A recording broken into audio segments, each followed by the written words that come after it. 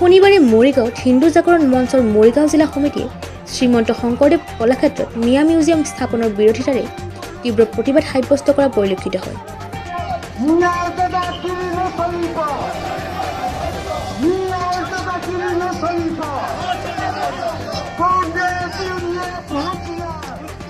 সদৰ বিহুতলীৰ পৰা উলিওৱা উক্ত প্ৰতিবাদী সমদলটোৱে গুৰুজনাৰ নামত উৎসৰ্গিত শ্ৰীমন্ত শংকৰদেৱ কলাক্ষেত্ৰত আৰু কাহানিও যাতে মিয়া মিউজিয়াম স্থাপনৰ প্ৰস্তাৱ কোনেও উত্থাপন নকৰে তাৰ বাবে সকিয়নি প্ৰদান কৰে। এই চেয়াৰমেন আলীক যিসকলে সহযোগ কৰিছে তেওঁলোকক এৰেষ্ট কৰিব লাগে। তেওঁলোকক যে অসমীয়া জাতীয়তাবোধ তেওঁলোক নাই নেকি? আজি অসমত থকা যিবিলাক ৰাজনৈতিক দল আছে প্ৰত্যেকটো দলতে কি অসমীয়া মানুহ নাই নেকি? তেওঁলোক ইমান লজ্জা তেওঁলোকৰ নাই নেকি? তেওঁলোকৰ লজ্জা বোলা বস্তুটো তেওঁলোকৰ নাই নেকি?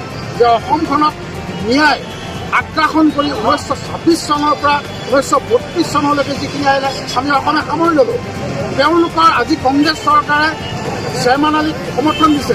বিজেপি চৰকাৰখনক তেওঁলোকে শেষত জিলাখনৰ মূল পুলিচ পইণ্টৰ সন্মুখত কংগ্ৰেছী বিধায়ক চেয়াৰমেন আলীৰ পুতলিকা দাহ কৰে।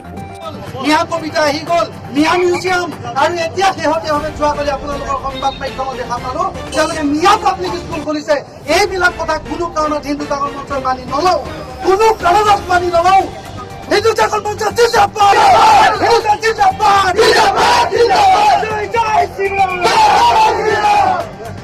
বিভাজন হওঁতে মুছলমান অৰ্থাৎ পাকিস্তান আৰু হিন্দুস্তান হৈছে, গোটেই ভাৰতবৰ্ষৰ হিন্দুস্তান।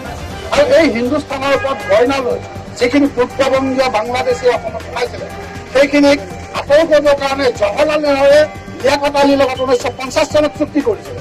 আৰু সেই চুক্তিখনে এতিয়া এইখন চৰকাৰে কৰিছে। তেতিয়া তেওঁলোকে চুক্তিখন কৰিলে কিন্তু কামটো নকৰিলে।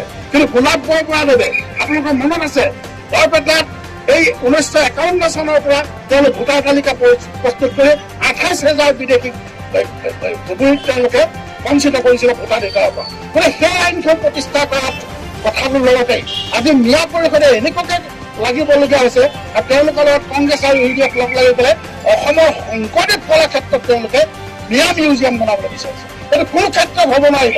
শংকৰদেৱৰ মাজমূৰত ফুটোৱা এই খেতিখাত প্ৰতি তেওঁলোকক আমি সম্পূৰ্ণৰূপে অসমৰ পৰা বিতাড়িত কৰিম। এয়া আমাৰ সংকল্প, আৰু এই সংকল্পলৈ হিন্দু জাগৰণ মঞ্চ আৰু সংস্কাৰ ভাৰতী আমি একত্ৰিত দিয়া।